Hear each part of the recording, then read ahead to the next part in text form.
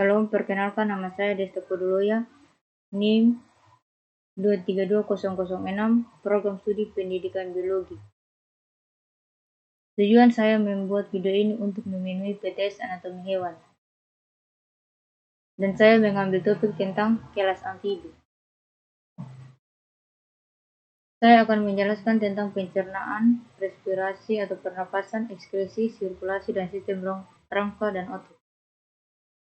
Sistem pencernaan katak atau amfibi terdiri dari 6, yaitu rongga mulut, kerongkongan atau esofagus, lambung, vertibulus atau stomat, yang keempat usus ada small intestine, yang kelima usus besar atau large intestine, yang keenam kloaka. Di sini saya juga menyajikan gambar sistem pencernaan pada amfibi, di mana terdiri dari mulut, kerongkongan, lambung, usus, kloaka, hati, kantung empedu, dan pankreas. Fungsi pencernaan pada katak atau amfibi. Yang pertama, rongga mulut. Rongga mulut berfungsi untuk melindungi bagian gigi, lidah, dan juga bagian awal masuknya makanan. Dua, kerongkongan. Fungsi dari kerongkongan sebagai pengantar makanan dari rongga mulut atau kafun oris untuk menuju makanan masuk ke dalam organ lambung. Yang ketiga, lambung. Lambung berfungsi sebagai tempat menyimpan cadangan makanan. Yang keempat, usus halus. Usus halus berfungsi sebagai tempat terjadinya penyerapan makanan oleh enzim yang dihasilkan oleh pankreas.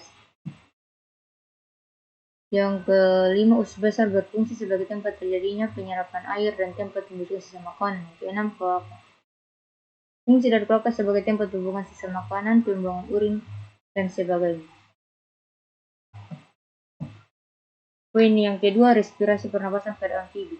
Alat pernapasan pada katak itu terdiri dari 4, yaitu insang, kulit, mulut, dan paru-paru.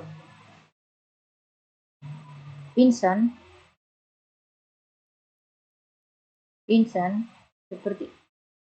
seperti ikan yang hidup dalam air. Katak juga menggunakan insang untuk bernapas, namun insang pada katak hanya muncul saat katak berada di fase menjadi berudu. Yang berikut, kulit. Alat pernapasan utama hewan amfibi satu ini adalah kulit. Permukaan kulit katak selalu lembab karena terdapat kelenjar mukus pada bagian permukaan tubuhnya. Di sini saya menyajikan gambar respirasi pada katak, di mana terdiri dari paru-paru, glutis, bronkus, wane. Ini mekanisme respirasi katak.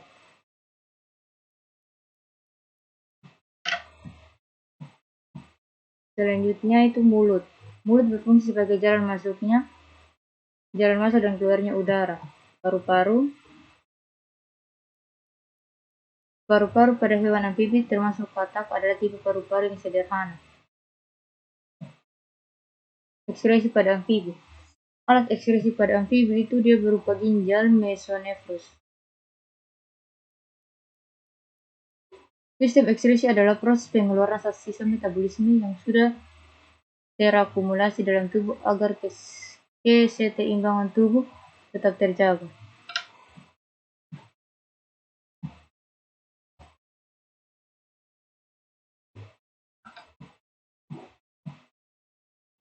Berikut poin sirkulasi pada amfibi atau katak. Sistem sirkulasi darah pada katak amfibi. Alat sirkulasi darah katak terdiri dari jantung, arteri, vena, kapiler, dan sinus. Jantung terdiri dari 3 ruangan, yaitu arterium kanan, arterium kiri, arterium kanan, dan ventrikel. Di sini saya memaparkan gambar sirkulasi amfibi atau katak.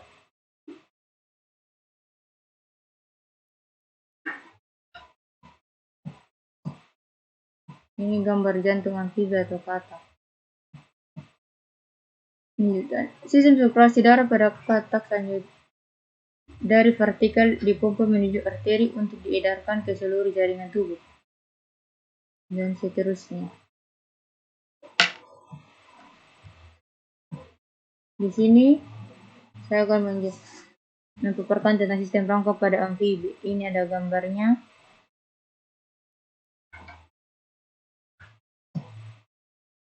Rangka katak tersusun atas endoskeleton yang disokong oleh bagian-bagian yang lunak.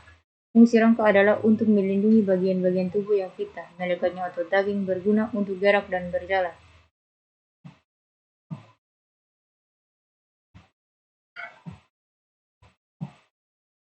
Bangsa amfibi merupakan vertebrata. Yang pertama mempunyai sternum tulang dada, tetapi perkembangan kurang sempurna. Sebagian besar amfibi mempunyai 2 pasang tungkai dengan 4 jari kaki pada kaki depan dan 5 jari. Jumlah jari mungkin ada yang berukuran seperti pada salamander, dan pasangan tungkai tidak ada pada cicale.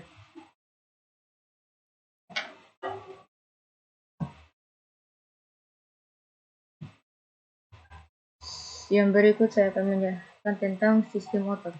Sistem otot pada amfibi seperti sistem organ yang lain sebagai transisi antara ikan dan reptil. Sistem otot pada ikan berpusat pada gerakan tubuh ke alternatif, membuka dan menutup mulut serta di Sistem otot pada amfibi masih metamarik seperti pada ikan, tetapi tampak tanda-tanda perbedaan. Sekat horizontal membagi otot dorsal dan ventral. Bagian dari otot epensial atau dorsal mempengaruhi gerakan otot.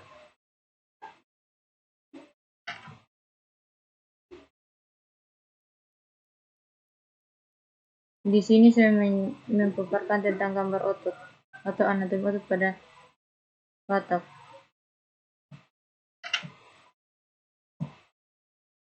Tubuh katak dan vertebrata lainnya mengandung 3 macam otot daging, yaitu otot daging berserat halus, otot daging jantung, dan otot daging berserat melintang. Perbedaan ini berasal susunan secara mikroskopis dan fisiologis. Otot daging lebar dan pipi, misalnya colligus external transversus, dan membentuk dinding abdomen. Dalam banyak gerakan berbagai tubuh, beberapa otot daging bereaksi bersama-sama dan beberapa kondrenasi dalam hal tersebut dilaksanakan oleh sistem saraf. Tiap-tiap serat atau berkas otot mempunyai akhir ujung saraf motoris yang membawa perintah untuk merangsang kontraksi. Jadi kesimpulannya adalah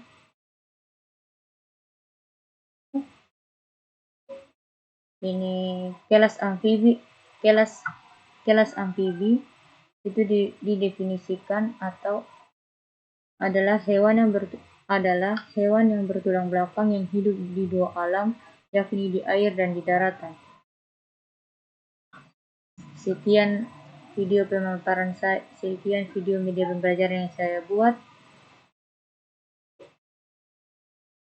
Terima kasih.